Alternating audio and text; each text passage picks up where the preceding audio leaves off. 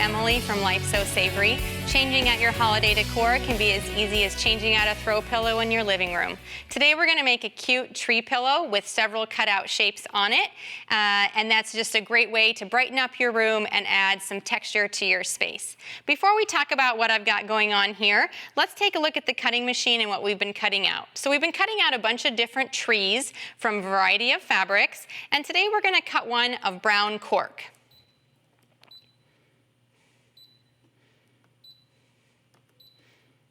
All right, so we're just going to get this started cutting. And while we do that, let's talk about some of the other things we've cut. So I've already cut some trees from different colors of cork, as well as both plain felt and glitter felt. And I love using both of these fabrics because they're soft, pliable, they have great texture, and they've got some great colors. So with felt, you just have to make sure that if it is soft, like this, that you have to apply a stiffening agent so that it becomes stiff felt like this. All right, let's take a look. All right, that is perfect. I'm just going to clip this little bit off. And now we have a cute brown tree. So I have started this throw pillow cover. You can see that it's not sewn together because I want to be able to sew my trees on. So what I would do is arrange my pattern and pin them on. I was thinking 3 rows of trees would look great, and so you can vary the colors and shapes that you use to create a fun design. And I'm just going to show you how to sew a couple of those on. So you could sew or glue them however you want, but I'm just going to use one straight stitch down the middle of the tree with metallic thread to create a fun detail.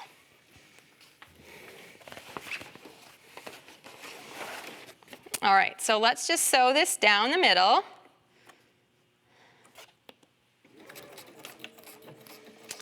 You could sew this in whatever design you wanted. Like I said, I'm just going to sew one straight stitch down the center of the trees, and I am using a red metallic thread for a little pop of color, but you could use whatever fits the theme or design that you are going for.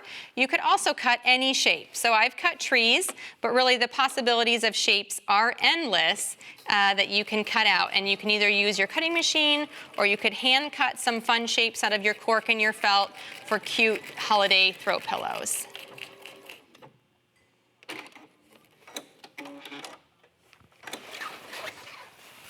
So for this throw pillow, I have combined a wax canvas with both the cork and the glitter. So we have a variety of textures and feels and a more natural looking backing on the fun glittery front. So you can just imagine if we filled this in, what a fun throw pillow you would have.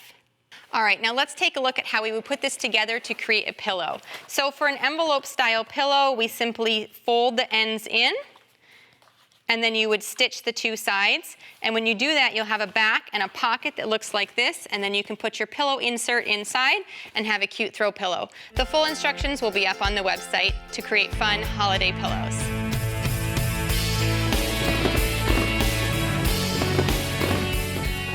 Hi, Angela Wolf here. We are back to the wrap dress, and this time we're adding a ruffle.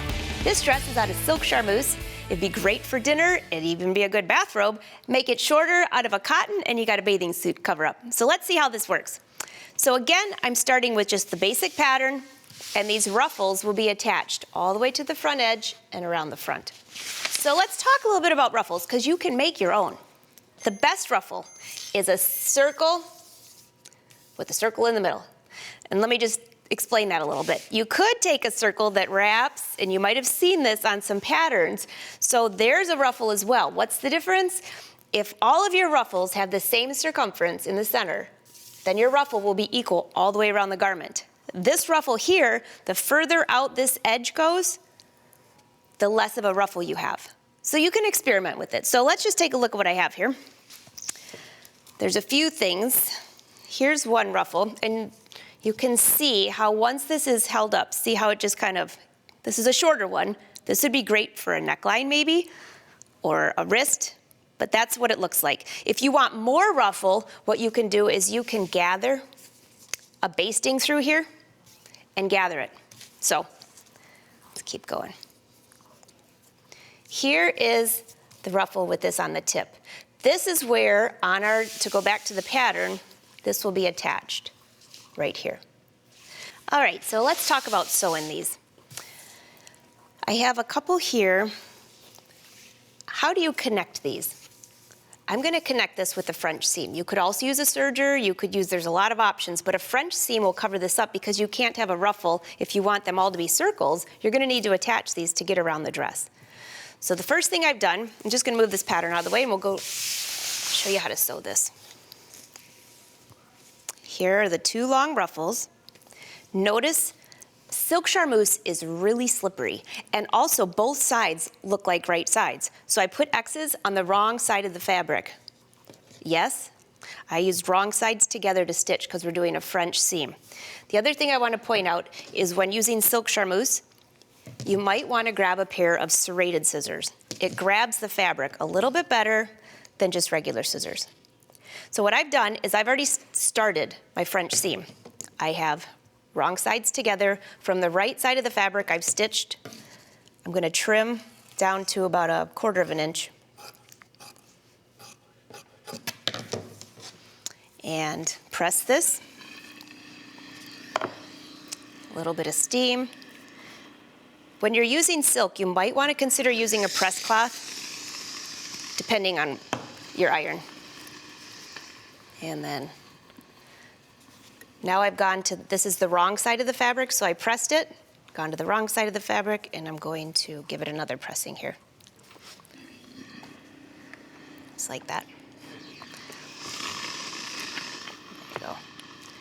And now this gives me a nice crisp crease where when I stitch along here, my ruffles are starting to attach.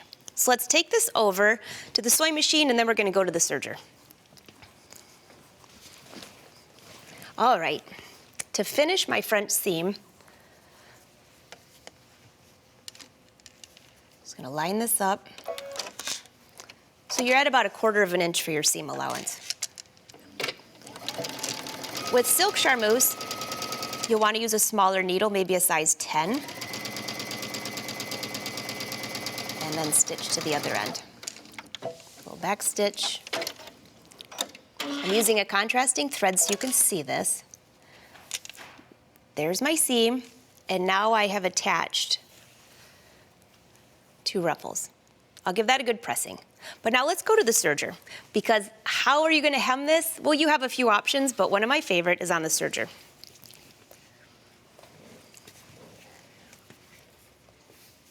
So here I've set up the machine for a rolled hem. Refer to your manual for your serger because everyone has different directions. But for this one, I actually had to remove the stitch finger. I adjusted the tensions for the needle. I'm using the right needle, not the left needle. So it's a narrow overlock stitch. It's really a rolled hem. This, I've changed these 2 tensions, these increased, and a few other settings, but again, refer to your manual.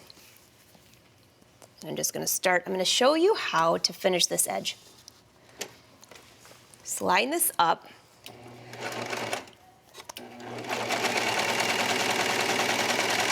And I'm using a different color thread so you can see this, by the way, although this might be kind of cute with the pink and the blue. Get my hand out of the way here. I'm just going to get it started. And I want to show you how I hold my hand, because when you're serging this fabric is so slippery that quite often, if you've ever done this for a scarf, it will slide off and you have to get back on. So what I do is I put my one hand over here pushing. I'm going to exaggerate this so you can kind of see. So I'm actually pushing the fabric behind, but not pushing it out. And then this side, I'm pushing this way. And I'm letting the machine and the feed dogs do its job.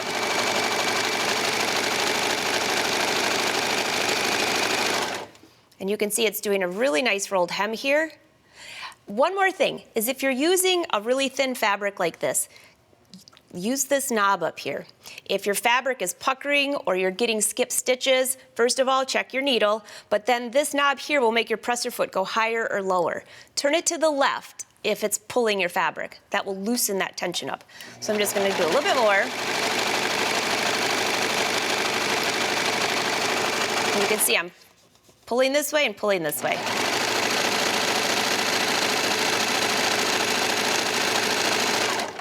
And there's my rolled hem. Very easy to do. All right, so now let's go back to the sewing machine, and I'm going to show you how to attach this. So here I have the rolled hem not finished, and if this is my sample of my dress. I chose to use just a plain cotton fabric because I thought you'd be able to see this a little bit better. So if this is the right side, and then you want to attach your ruffle, on this particular dress, this ruffle will start right at the top here. So you're going to go wrong sides together.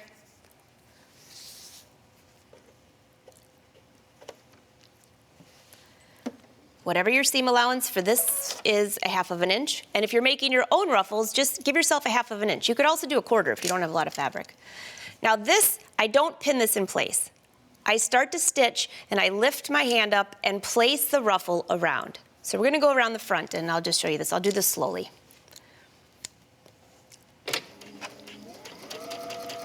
Try to keep my hand out of the way. And stitch. I'm lifting up and I'm placing this on the edge. So you're really just touching this every 2 inches about, just to keep this out of the way. If I keep the ruffle and my hand out of the way, you'll be able to see, right? All right, slide this way. Again, just slide it to the edge. And what I'm doing is if I slide that to the edge, if I try to go way down here and pin, what happens? It pulls that out of whack. So again, I'll just go a little bit further.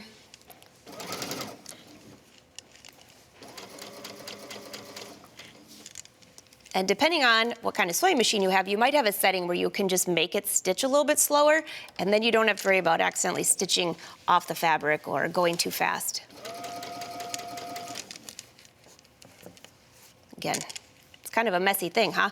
It's really at the front corner when you're going around that curve is the hardest part. After that, it's a breeze.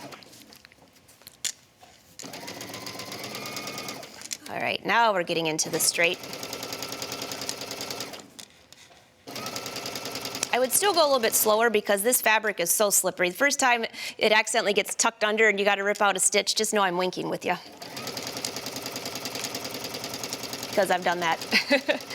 All right, so I'm just going to stop here because I want to show you how to finish this entire seam. So there you go. There is your ruffle on the edge. Very easy to do. If it was a shirt or a dress, the next step I would do is I would go through and finish this with a serger, like a 3-thread overlock stitch. All right, and I'm going to go back up here and press it.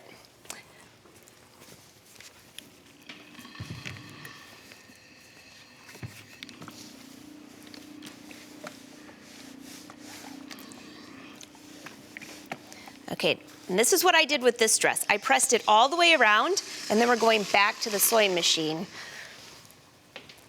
You have 2 options. You could just let this hang then and let it be like that, but I always like to keep my seam allowances not flipping around, especially after it's dry cleaned or maybe you're washing your silk. So the next step that I do is I go right along here, right on the edge, and just do a little stitch. It's right on the edge of my ruffle.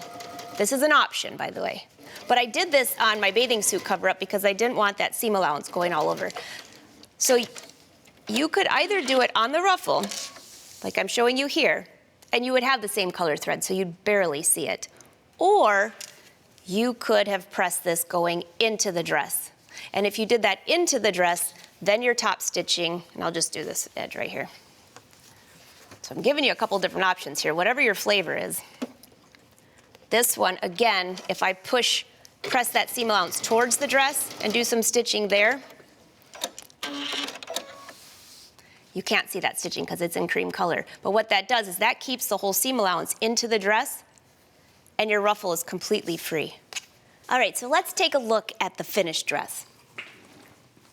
Here's the ruffle. Of course, this is with the color of thread that matches. It's all the rolled hem, and see how beautifully that drapes? I'm just gonna untie this so you can get a better look here. So this attached from the front edge. I put the belt on after I put the ruffle on, so then the ruffle will be outside of that belt. And then on the inside, the ruffle went all the way around the bottom hem, all the way up again to the top finished edge. And then again, I put the belt on after I put the ruffle on. Wrap this around and through.